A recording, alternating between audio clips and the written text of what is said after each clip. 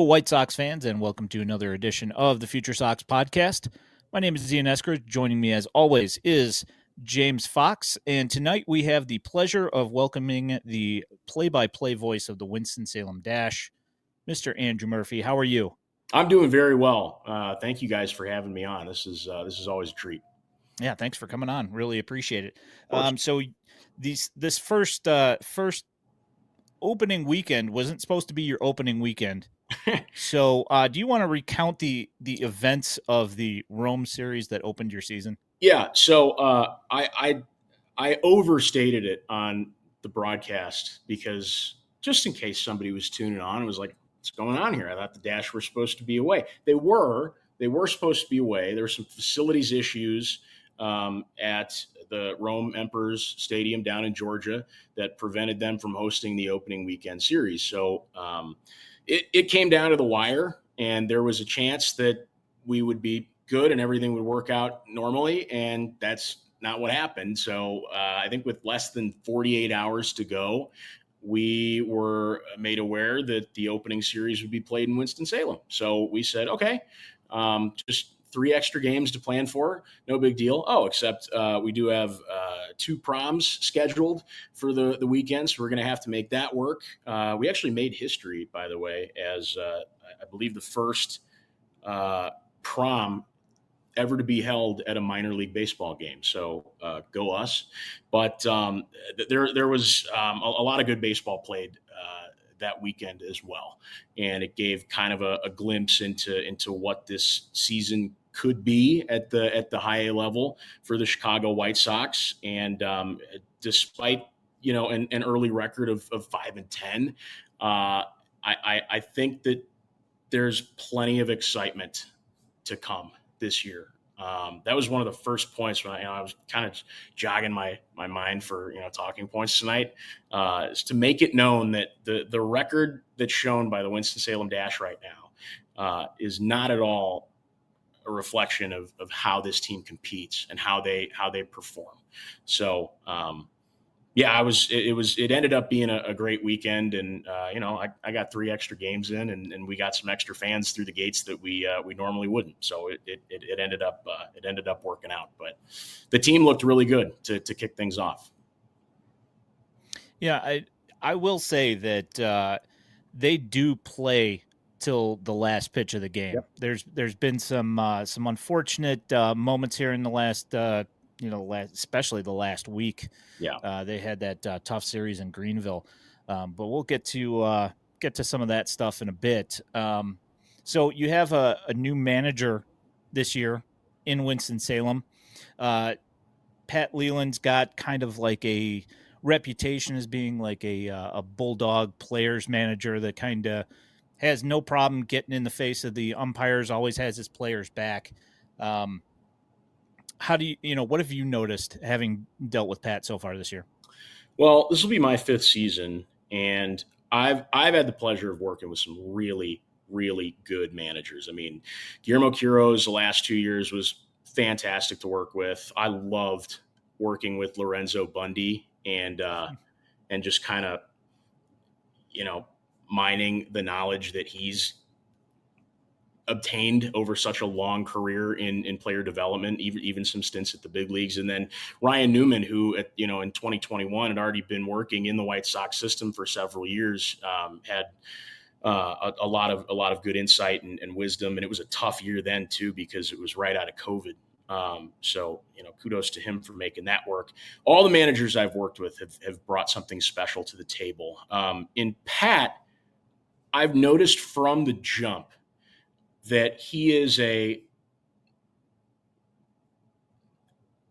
intense, no games, get to work, play to win minor league manager. And I think that's a really easy thing to buy into as a young player. And it's become pretty clear that he has his players bought in because of that intensity. But like you said, he also definitely has their back. He is not afraid to get in the face of an umpire. He always asks for an explanation on something that looks a little fishy. It's clear that he's a good baseball mind, and he's a very good role model for this younger group of players as well, because he's a young guy himself, and he had his own stint in the minor leagues. And the thing that everybody asks me when I tell them that, oh, our manager this year is Pat Leyland, they automatically go, oh, is he related to? Yes, he's related to Jim, but I've kind of made a point to not really bring that up a whole lot, or not ask him about it a whole lot, because he's Jim Leyland's son. Like, Jim Leyland's one of the greatest managers of all time, but this isn't Jim Leyland's story. This is Pat Leyland's story, and he's beginning to write it really beautifully, coming off a season with some unfinished business, going to the championship in low A, and they fell, of course, but the White Sox had enough faith in him to say, you know what, we want you to stick with this group of guys, and so we're bumping you up to the next level, and he does not take that for granted at all. So there's lots of familiar faces like in the rotation. I think, look, I'd be remiss to not bring up the fact that Aldrin Bautista's down currently. We're not going to, really get into it because we don't know anything, but he was a member of this rotation. He's not now, but it's still full of people that we kind of knew. What are you expecting to see this year out of the starting rotation? Well, when I first got a look at the roster out of camp,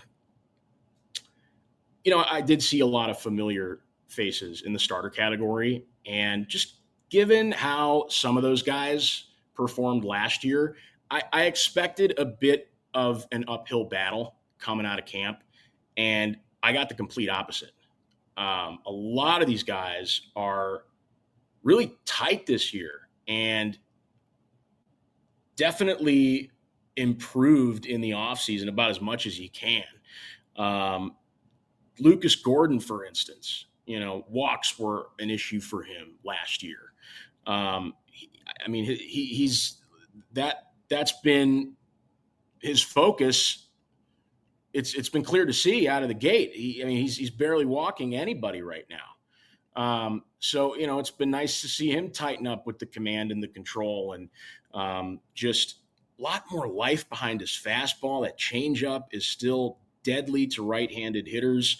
He's just one example. Tanner McDougal's another guy who I've been really impressed with. His walks have been a little high, but the strikeouts have also been high. And it's very clear, just given his fastball velo, he's sitting 96, 97 with ease, that he is far, far removed, knock on wood, from his injury a few years back. He is full steam ahead, and he didn't take his demotion to low A last year lightly, and he's got some dog in him this year, and it's clear to see.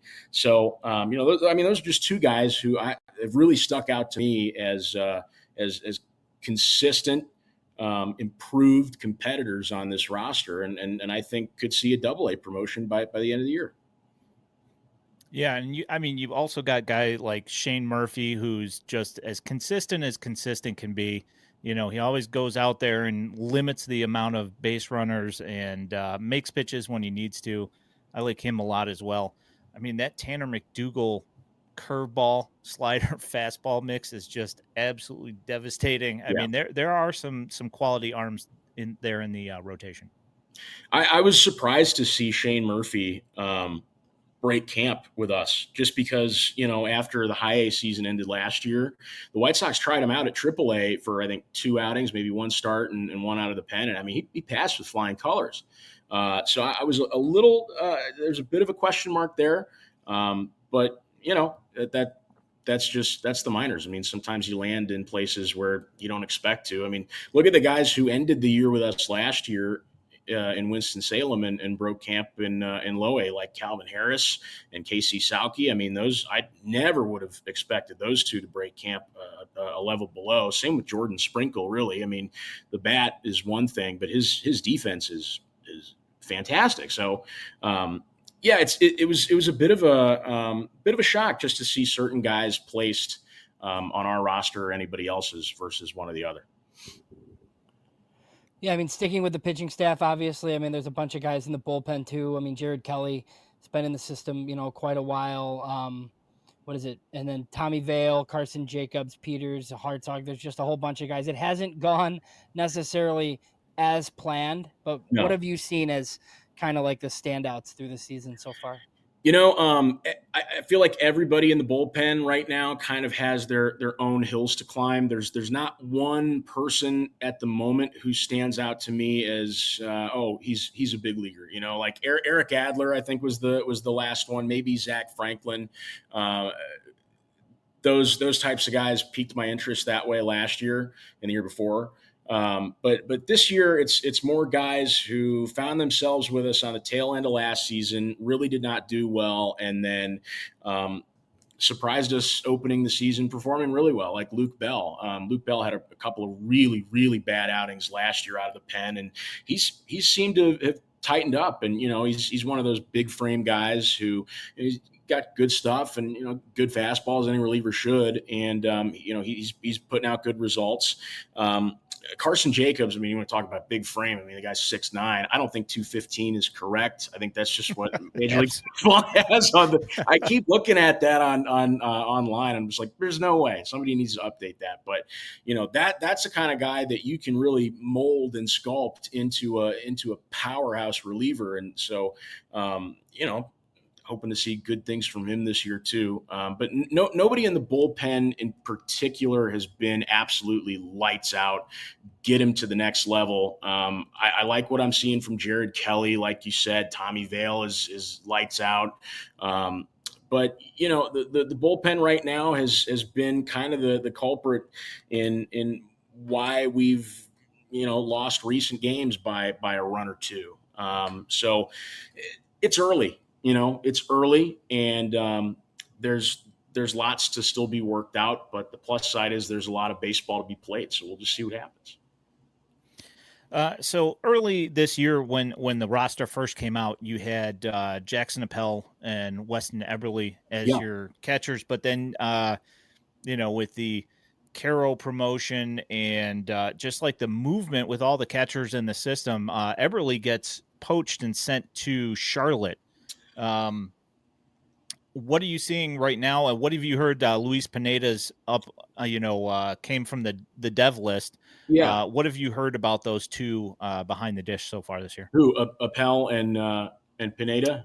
I mean, I guess you can talk about all three because Eberle is kind of a new face for most people. That's the thing. The games that I've called, I haven't seen Pineda play yet. I mean, he's only got 2 games that he played last week, and it's become clear that Jackson Appel to begin the season is the everyday catcher. And if you've got him versus Luis Pineda, I mean, no discredit to him, but a guy who's been in the system now 6 years and is just cracking high A versus a 6th rounder out of Texas A&M after spending 3 years at an Ivy League program. The White Sox, spent more money on their 6th rounder. So it's a simple business decision of, we're going to bank on this guy. But catching in the White Sox system has always seemed like a very mixed bag and an ongoing project.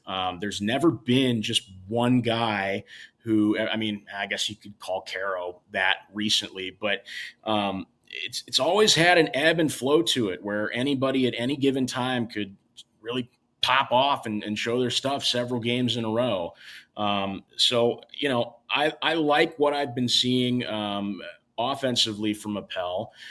Defensively, he's shown sparks of I remember in either one of the first 3 games or one of the first 2 games out of the Greensboro series. It was like the second or third inning, or I think it was the second inning. Appel threw out 2 base runners in a row from first to second to get out of the inning. That to me is like that. You don't see that every day. So there's his little flash, kind of a glimpse into what he's capable of. And with more reps, I mean, that type of stuff's only gonna get finer. So I like what I'm seeing from Appel. Have yet to really get a good look at Pineda, but Weston Eberle. I mean, I remember talking to Q several times last year about Eberle and how. And I mean, this is from Q, a former major league catcher. It was his opinion that Weston is one of the better defensive catchers in the organization. So seems to me that he brought that opinion to the player development staff and said, hey, I mean, I think we need to get this guy some reps at AAA. And I mean, even if it's just a bullpen catcher for a little while, letting him get acclimated to the pace at AAA and the more refined techniques that pitchers have in AAA. It's only going to benefit him. I've only seen guys who go up to AAA, even for one game, come back with something that they've learned. Because even if they fail miserably, it's like, okay, you've played at the highest level of the minor leagues. You know what this is like. You know what the expectations are. And so they only come back with something that they've gained, whether or not the experience was positive or negative. Yeah, Eberle's looked good defensively, so it really doesn't surprise me that that's one of the things that's been said about him. And with the newfound focus in the White Sox system with Walker McKinven coming over from the Brewers org, it seems kind of like, he probably has somewhat of an idea of exactly what he's looking for. At least I would think that anyway. I think so. So I wanted to bring something up here real quick because we're kind of moving to, through the infield here. And one of the guys that I was going to bring up here is Sam Antonacci. Yeah. Talking of the Greensboro series, how bonkers was that Michael Escoto, Sam Antonacci brawl? So, was it even a brawl? Like, not really. I hit myself over the head with that one because it's like, first of all, Caden Connor was up to bat. All I'm paying attention to is Caden Connor and whoever was on the mound. Because I got to call each pitch. I got to keep up with what's happening at the normal part of the game. Out of nowhere, I see both benches clear, bullpen sprinting in. And we got a brawl. I don't know what's going on, but we've got a brawl. And it was really quick. Michael Escoto, took a swing at him. I don't know exactly what was said. I think that Escoto, after looking back at film from that night, was kind of messing around with Antonacci already. That's what it looked like to me. So Antonacci must have said something that, Escoto didn't like or whatever. But even with that being the theoretical here, it's like, you got to have a thicker skin than that. You're a professional athlete. You can't take a swing at a guy for, saying something a little off color or whatever. I mean, I don't know what was said, but, man, it all happened so fast and it just seemed so unnecessary. But hey, credit to Pat Listash, man. He got right in the middle of that and said, no. We're not doing that.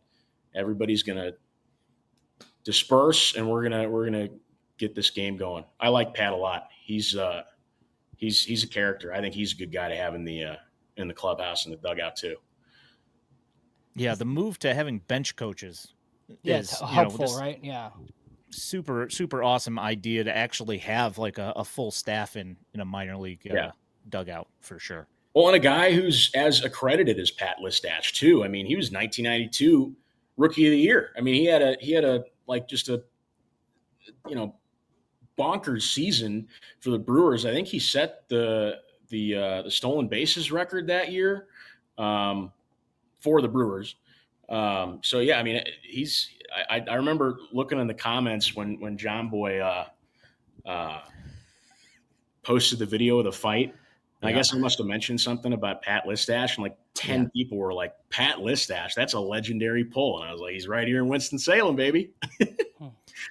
Yeah, on social media, obviously John Boy took the video that I put up and tweeted it out. And then there was another major leaguer that was like, who is this guy? Yeah. Kick him off the team, get him out of baseball. I mean, there's a lot of discourse over that whole thing. Yeah. But James, you want to hop into this infield stuff here? Oh, sure. I mean, Antonacci's doing like kind of Antonacci things with the 140 WRC plus there. What have you seen? Do you have like a defensive position for him that he's best at, and then just, the versatility that Leyland has with him and some of the other college bats that are on that infield with Galaney and who else? AMAC is there, right? Yeah. The defensive versatility thing just doesn't surprise me. It's become more common in baseball that, if you're drafted or signed by a major league team, chances are you're not a one-trick pony defensively. So that was not a surprise to me. What compounds that is the fact that the White Sox have pretty much had that going for them all 5 years that I've been here. So it's no surprise to see guys like Galaney and Antonacci and AMAC playing multiple positions. Caden Connor's another one. It's just kind of an understanding, that's one of the strengths of at least this White Sox farm system, is to have guys who can adjust and do more than just play second or just play short or just play third. Pat's got a lot of versatility, but I think he's had that versatility, through his first 2 years in Kannapolis. So I don't expect that to change. Yeah. You also got Drake Logan, who's playing first base for the Dash, and, with Kannapolis for, the majority of the games that he got into, he was playing the outfield. So yeah, they can do it all, man. I mean, once you get into the, catcher and center fielder positions, it becomes a little more difficult to weave in and out. Those are pretty much straight and narrow, but yeah, there's plenty of versatility to go around. Yeah. Brooks Baldwin rode that, ability straight to the major leagues. So sure did. There is certainly a, if you can do something like that, they will find a spot for you. Absolutely. Well, maybe the most interesting guy on the Dash, Ian, is Gerald Perez. We only got like the brief cameo last year. We were told that he had power, but it looks like the power has arrived. Do you know of any adjustments that were made there for him? As for any adjustments, not particularly, but like you said, I mean, the power is there. He's second in the league in home runs right now. He's already got 4, which is, I mean, that's more in a 2.5 week stretch than I remember anybody hitting over the past couple of years. So it's just refreshing to see some consistent power. Look, Perez is, he's obviously got that, he's got that accolade of being one of the top 30 prospects to his name. That's only one of 2 top 30 prospects that this Dash team has to begin the season, with more on the way coming from Kannapolis for sure. But right now, I mean, in terms of, guys who MLB Pipeline have written reports on, it's him and Aldrin Batista. So really right now, Perez is the only one of those 2 we got. And I think, Perez seems to take that pressure well. I don't think he lets it get to him. He seems to be a pretty free-flowing baseball lover with a high IQ for the game. I think he shows up ready to work every day and gives it his all. And, if he goes down 0 for 4, right, whatever, he comes back and, logs a multi-hit game or a home run or something. I mean, I think that I think the best is yet to come for him. So one thing that a lot of the other affiliates in the org do not have, or didn't have, at least at the beginning of the season, this has changed for a couple of them just from signing some of the older guys that have shown up in Charlotte. But the Dash have a ton of outfield options. Yeah. You've got Caden Connor, who's been playing a bunch, Cole McConnell, who is a guy that was drafted last year and nobody saw him, and he just happened to pop up in Winston-Salem at the beginning of this year. Then you got Sammy Zavala, who was there all year last year, who's been hitting the last week, and he's looked really good. But then you got Hogan on the dev list, and then you've got I don't know how long he's going to stay, but Terrell Tatum coming back from injury, an old friend coming back. Yeah. You haven't seen him yet, but No. And then you got Drake Logan. So what's Pat to do out there? He's just got options as far as how he can line things up. Yeah, I think it's become pretty clear that Sammy Zavala once again is going to be the everyday center fielder, and that's where he shines. I mean, I've seen him lay out for everything. I mean, he is not afraid to put his body in front of the ball. He's so fast, man. He just darts to those gaps and makes ridiculously difficult catches look like the easiest thing in the world. That said, I'm still concerned about his bat a little bit, but what I'm not concerned about, again, is his attitude and his intangibles, like his eye. I mean, last year he didn't walk once, I don't think, this past week. But again, like he had, I think, 7 walks through the first 9 games. So, the eye's still there. I think he has kind of, and I've heard Jeff and possibly you guys say that, he noticed a little bit of pullback on his leg kick. I think that he's leveled out his bat a little more. Near the beginning of last season, I noticed that, his bat path was kind of downward angled, and that's what caused him to ground out a lot, of course. But it seems like he's, refined the swing a little bit. He seems more confident in a plan going up to the plate. He's not just swinging away at whatever. Like, he wants something outside if they're going to put the shift on him. So, like you said, he hit really well this past week. I think he had 2 multi-hit games, 2 for 4, 2 for 5. So the other thing too that people forget about Sammy Zavala, and I think it's because he's so mature, is that he's so young. I mean, he's only 20. He's still got a lot of time. And I know that just based on his character, he's won the respect of a lot of people in the Chicago White Sox organization, and I think that moves mountains when you're not doing so well, at the plate or in the field or wherever it might be. So I'm very optimistic. I think that now that the Bannister effect pitching wise has kind of come into play, maybe we'll start to see the Fuller effect kind of blossom here this year. So you just never know. Everybody's different, and Sammy Zavala is just on his own journey right now. But back to defensive versatility. I mean, he's got it in the infield, he's got it in the outfield too. Corner outfield positions are obviously easier to mix and match, and so he's got a lot of good names. I've never once been worried about Winston-Salem's defense. Not in 5 seasons now. I've never been worried about it. The only thing that I think outfielders have lacked have been bats, but we've seen guys turn it around after horrendous seasons. Like, I remember all the way back to Duke Ellis in 2022, hitting near the Mendoza line. It takes one mental reset. Whatever he changed in his outlook or perspective, or whatever mental game he had to tweak, he came right back up to high A in 2023 and started hitting around 300 consistently. And, now he's got major league time under his belt. So we could see anybody who might not be piquing anybody's interest on a mass scale start to pop up here. All these guys are capable of it, and the outfielders are no exception. One guy that I wanted to mention before we move on here is Ryan Galaney, because he's been tearing the cover off the ball, and we didn't mention him earlier for infield or outfield. I mean, because again, versatility. Yeah, I mean, I think that Galaney it seems to me that he's more comfortable at first than the outfield, but that's by such a small margin. Where he's really shining right now is at the plate. I mean, through 15 games, he's batting .333, and I think that the first thing I ever noticed about Ryan Galaney was that he had such a wide base at the plate. And, I didn't play past 7th grade or whatever, but, I was always taught that, you wanted to have some balance in your stance. I feel like he was just a little too wide last year. And this year it seems like he's kind of closer together. And I think it's giving him a little more balance. And with that balance, a little more time to read the ball and really make good swings. I mean, you hang a breaking ball to him this year, like, it's leaving the yard.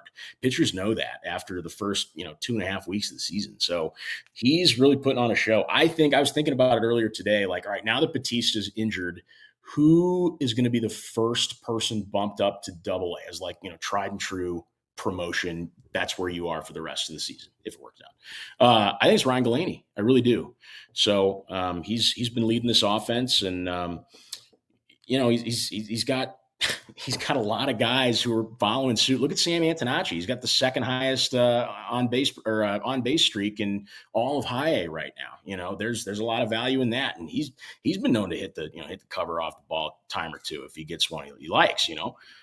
Yeah, Galaney's got, 167 WRC plus and high Yep. A. So, yeah, probably a good call there as far as him being the next one up. So, speaking of promotions, we'll end with this, I guess. Just how much do you basically have to focus, or if you don't, I don't know, on the Kannapolis team, just as far as, like who might be coming, and then what are you looking forward to the rest of the season, like in conjunction with that? Well, I mean, I mentioned the guys earlier, Calvin Harris and Casey Sauke and Jordan Sprinkle. Even I was really surprised to see them down a level this year. So just for their sake, I hope it's them.